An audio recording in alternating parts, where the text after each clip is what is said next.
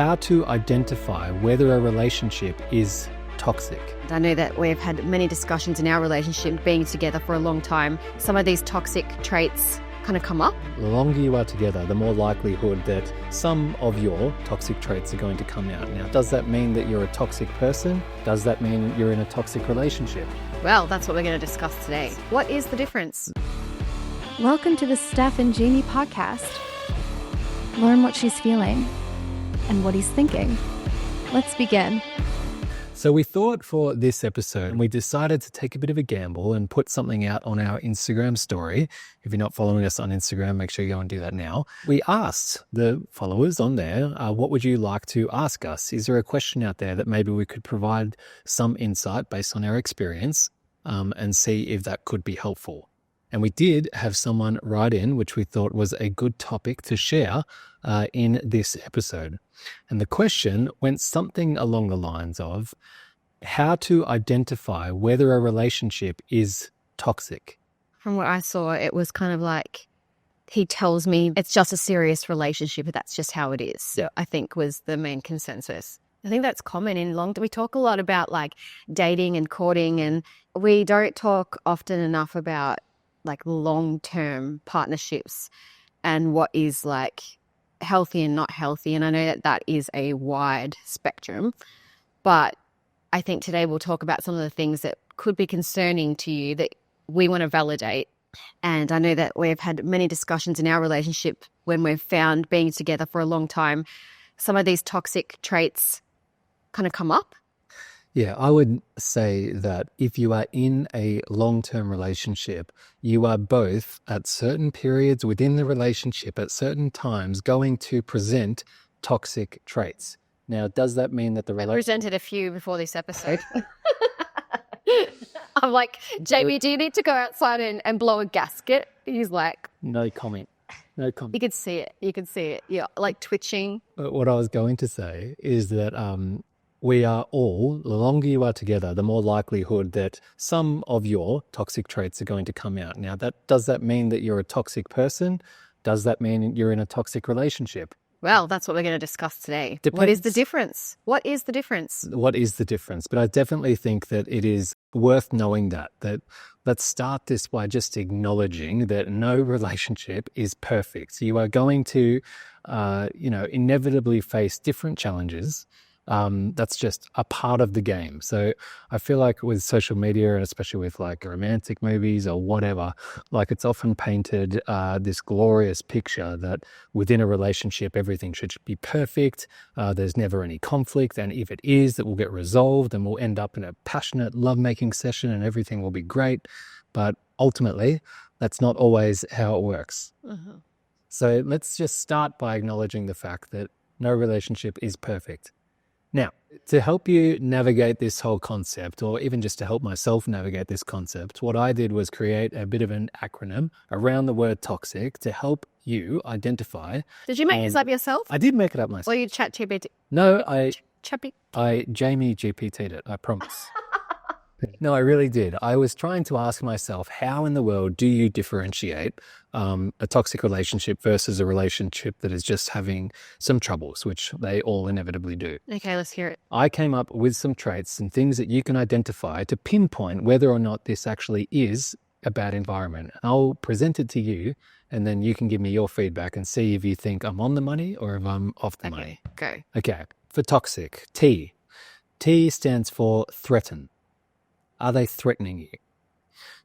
Now, generally, as an example, I think that many women might tend to threaten a relationship one of two ways. Obviously, there can be many ways, but I'm going to categorize these things into most common. The first one would be a withdrawal of intimacy. Or just energy. Energy, yep. I think that that's common for both men and women, but generally speaking, let's go ahead and say that women are often the gatekeepers of sex. And they can very easily take that away if they're not happy.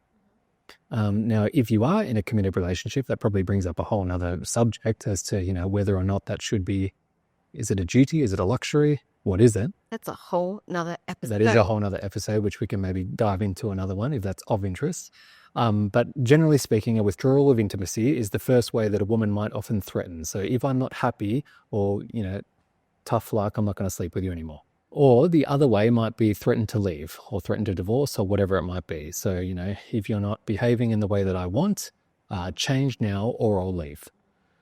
Now, the way that it often presents in men, the threatening behavior, would typically be if the man is in control of, let's say, the finances, he might withdraw the access to money. So, for example, if you're not going to do what I want, well, then you can't buy this, you can't buy that. That's a pretty common one. Or it could be violent. So you threatening behavior with violence Correct. or his words.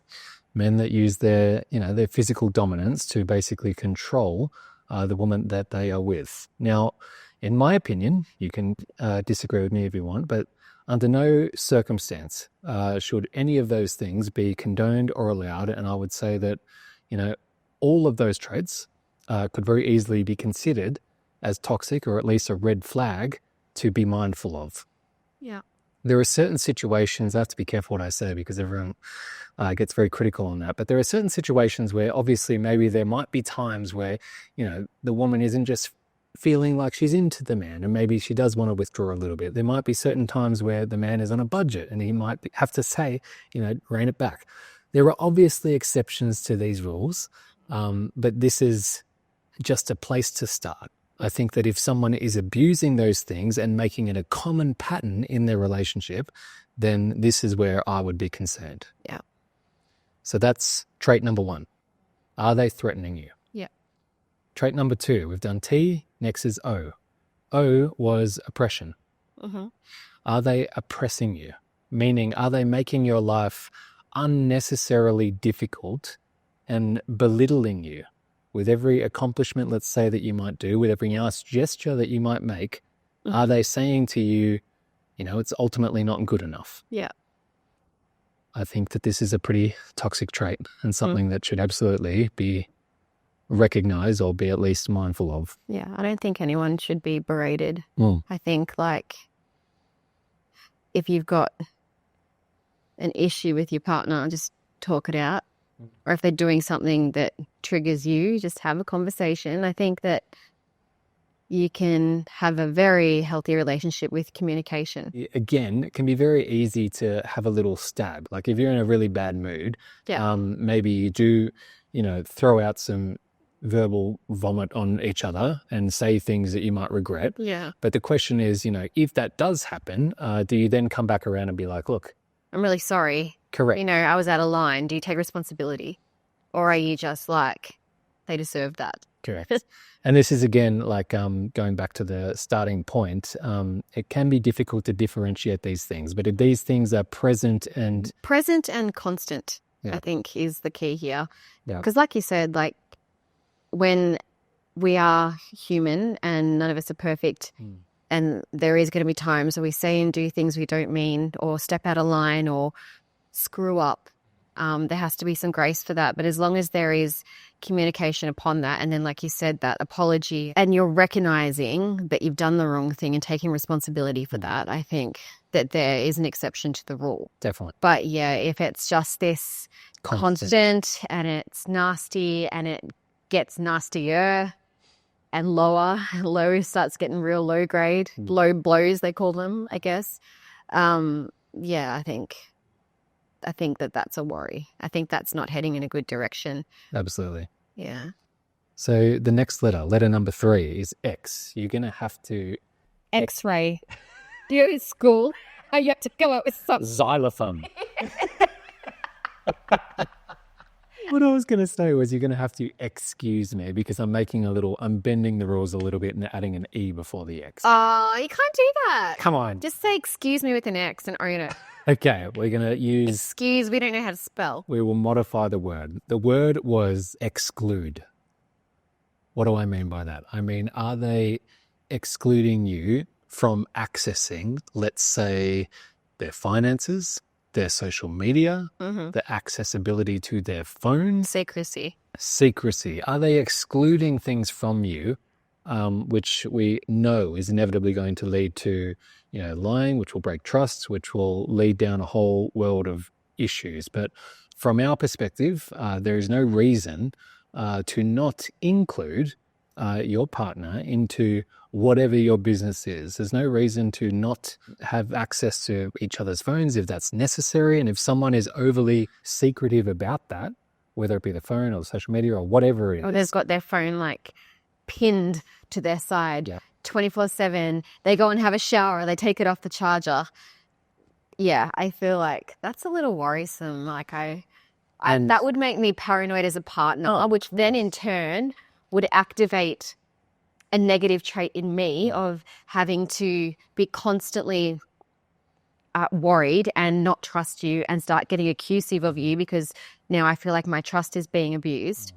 And it just brings out the worst. I feel like we did an episode where I was like, he can go through my phone. Like he does heaps of stuff on my phone. He has all the passwords. We work together. Like he has to be in my phone all the time. So, and a lot of people were like, oh, that's a little bit far. Like that's unnecessary. We were like, no, we have nothing to hide. Like you can go through it. It's fine. And I think that really helps with our trust with each other. Yeah, I think that like there might be certain, if you're with a person that's like checking your phone every day and like trying to interrogate you and find something on you and treating you as if you've done something wrong when you haven't, obviously there's always going to be an exception to the rule. But I think that the general premise of the point is that there shouldn't be exclusivity over your items or over your accounts or over whatever it is. And if there is, you really have to ask that person, why? Why can I not have access to your phone? Why can I not see our bank accounts? Why can I not, whatever it might be? And you know what? Some people might be okay with that. Like, I don't need to go through his phone. I don't really care. I don't want to find anything, whatever. That's fine. That's how you process. You're not a jealous person. That's fine. This is for the people that are like playing the obvious, like, stay out of my stuff. Like, do you know what I mean? I feel like in a relationship, when you respect each other, you should open 100%. And also we're trying to identify the toxic traits. The other toxic trait that will happen is if someone is all secret about their phone or whatever it is, they'll then make you feel like the crazy one. Yeah. You're just over the top. Yeah. You're like so controlling. Yeah. This is where that gaslighting comes in, yeah. You've got issues, you're just jealous. Yeah, just because that happened in your last relationship, it doesn't mean that I'm doing it. Don't put that on me. That is bullshit. BS. If you know that happened in the last relationship, then you know me and then you'll share that with me because you don't want me to go through that again because you love me, right? Not to mention, don't you think if they did really love you, it shouldn't be that big a deal, just that they might have to cater. Maybe it's unnecessary, maybe it's extreme, but if they did love you, don't you think that wouldn't be that much to ask? Yeah. You know? Yeah. Anyway, so that was point number 3. Be mindful of how much they exclude you from certain things. I think there should be a level of inclusivity with all of these different things. Yeah. So I'm just going to interrupt this podcast with some very, very exciting news. Yes, we would like to acknowledge the drinks that we are drinking right now. If you're on the podcast channels, you won't be able to see us, but we are holding in our hand 2 cans of protein water by Nexus Nutrition. You didn't let me tell them what the news was. Oh, what's the news? They have a new flavor. Oh, they do too, which is the flavor that I'm holding in my hand, which is the pink lemonade, which is very exciting. Do you know why? Why? Because it also comes in a powdered version, which you can see I have nearly got through the entire packet. It is looking very empty and sad. It is looking very sad. I'm going to have to hit them up and see if we can get a restock, because I dare say that this flavor might be their best flavor yet, in my opinion. We've got 15 grams of protein, 15.5 grams of protein in this can. Within the powder, we can obviously manipulate the dose. So if you need more protein to hit your protein requirements, then the powder would be a good way to go. I often have this after a workout. But you've been having it a lot because you've switched it out because you're not enjoying, with the hot weather that we've had, like having something milky. Correct, yes. So you're having that post-training. It actually genuinely tastes delicious. It's like a drink you'd order from a restaurant. It does not taste like a protein shake at all. Whereas these ones I'll just have throughout the day, or sometimes with a meal. If I'm having a meal that isn't as protein dense as what I might like, I'll whack this one in as well to complete the meal and add a little bit more protein, because we know that protein is responsible for what, Stephanie? Building muscle. Hold this, please. Just want to announce that I haven't really been training my biceps very hard. So if you are interested in checking these out, if you're someone that trains or if you're someone that feels like they don't get enough protein throughout their day, I would highly suggest checking these guys out. You can find all of their products at nexusnutrition.com, or if you just want to try one of these cans and you're out and about and in Australia, you can head to your local Woolworths. They do stock them there. So nice, quick and easy protein hit on the go, and also just a refreshing drink to enjoy while you're out. Back to the episode. So moving on to letter I in my T.O.X.I.C acronym. I was for isolate. Are they isolating you from either your friends or your family? This is super, super common and a very narcissistic type trait when someone will intentionally pull you away from your friends and try and, basically limit your access to them, or it might be your family. They might say, certain things about your family. And firstly, like, no family's perfect. Of course, your spouse or your partner is going to see things in your family that you might not necessarily see because you love them and you might have a bit of a blind spot somewhere. So there's always exceptions to the rule, but if they're overly pointing out the negative and overly trying to isolate your time away from them so that they can take more of your time because they are so insecure that they don't want you spending time with anyone else. It comes from a controlling nature. Controlling nature, insecure nature, and narcissistic nature, in the sense that, they are trying to ultimately control you and they don't want to expose you to other people, because if you do have exposure to other people,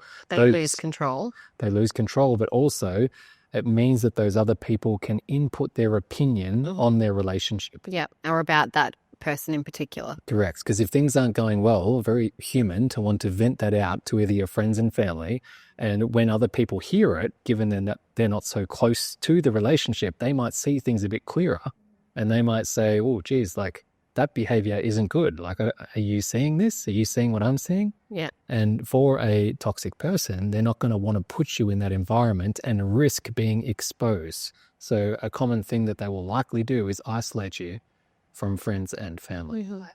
So the final letter in my T.O.X.I.C acronym, I was tossing up between two things here, and I think that they are somewhat joined and combined. And those two qualities to watch out for was censorship and control. And I think that those two very closely relate. I'd almost argue that control really is the overarching factor with all of these different traits. Like, if someone's threatening, if someone is trying to oppress you, if someone is trying to exclude you from things, if someone is trying to isolate you, then ultimately that all does stem from control.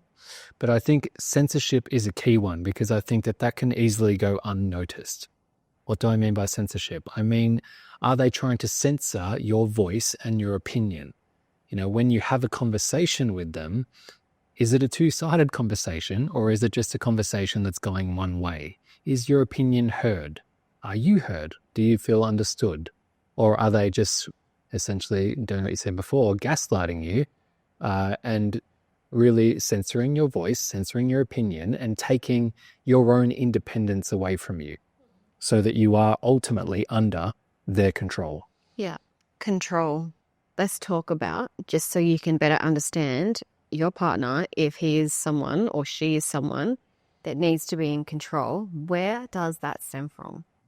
I believe needing to have control in your life is because when you were younger, you were so out of control, meaning, maybe your parents worked all the time. Maybe you struggled with learning at school and you had teachers call you dumb. Maybe, something happened to you where you lost control, like where it wasn't even your fault. Something happened to you where you couldn't control what happened, and then you had to deal with the pain of that, whatever the circumstance may be. And like, so many things can cause ultimately, a lack of control. All of those things stem back to a lack of safety. If someone goes through a traumatic event or experience where they don't have any control, and control was removed from them, then inherently they're going to want to gain control in other situations so they don't have to face that same situation or be exposed to that same situation ever again. So essentially what you're saying is if someone needs to control everything in a relationship, it's because they have a lack of safety or had when they were younger or feel a lack of feeling safe. Yeah, like I think that there are genuinely some people out there, and you often hear about it, you often hear it talked about so casually, which is like, oh, they were just a psycho or they were a sociopath. And those conditions do exist where there are people that have pretty bad intentions. But I would argue that those people, and even if you look at the numbers of this, psychologically speaking, there are fewer of them than what you might realize. The majority of the people that are presenting these toxic type traits have just been through some shit. And it doesn't mean that they are a toxic and awful person. It just means that they're presenting behaviors based off their experiences, whatever they might have been through, and it's manifesting in their behavior in a toxic way. Yeah. Now, I think you as the partner need to, come to a decision as to whether or not you can tolerate this, Also, when you find out about it, can you help that person heal or get a greater understanding about who you're with? Correct. Are you willing to stand by them while they hopefully heal and grow out of some of these traits? Because I'd like to have some degree of optimism about everyone is capable of changing. But at the same time, you have to respect yourself and your time. And what you can and can't tolerate. What you can and can't tolerate. That's what I was saying. Yep. So these are some good things to reflect on. And if you are seeing these sort of traits in your partner, don't be too quick to judge. Understand where they're coming from. See if you can help them before you just write them off. That's definitely not something that we would be proponents of. But if you feel like you can't help them and this is beyond your means, beyond your capabilities or your tolerance, then, it's probably time to recognize the role that they played in your life, appreciate them for teaching you, a different side of the coin, so to say. And hopefully you can move into whatever relationship comes next a little bit more informed and ultimately grow from it. Yeah. It's not all doom and gloom. I think that every experience can be learned from and we can grow from. Yeah. Well said. However, if you are someone that is experiencing these things to more the extreme side, my heart goes out to you. I hope that you are okay. And reach out to family and get some help. Reach out to someone and get help. You don't have to live like that. You don't have to live like that. You are your own person. And you were put on this planet, this earth for a reason, and you have the right to live your own life. Amen. So you don't have to succumb to somebody's toxic traits if it's something that's completely ruining your own life. In fact, you know what? Reach out to us if that is you and you just need someone to talk to. We might not be able to solve everything, but we might be able to give you a perspective and give you some help. So I'm going to throw that out there as a kind gesture. Otherwise, guys, thank you for watching. This was a bit of a shorter episode, a very different context to what we have done in the past. So we would love to get your feedback. The couch was much comfier than the chairs in the studio. So definitely more relaxing. Let us know if you actually like it here. So make sure you subscribe to our channels all over the place. You know where they are, wherever you're listening from. We appreciate your support and we're going to keep these rolling. Sometimes we get a bit busy, but they will keep coming. And what I might also do is add a link in the description here. If you want to ask a question that we could potentially cover in a future episode, I'll load the link somewhere in the description of this podcast or of this video. And if you're facing a certain situation or circumstance, you can add that in and we might end up doing a chat just like this one about your exact scenario. So either comment, click a link in the description. We would love to get your thoughts, feedback, or hear about your situation and then do a deep dive into that one. But anyway, until next time, we'll see you on our next episode. Peace.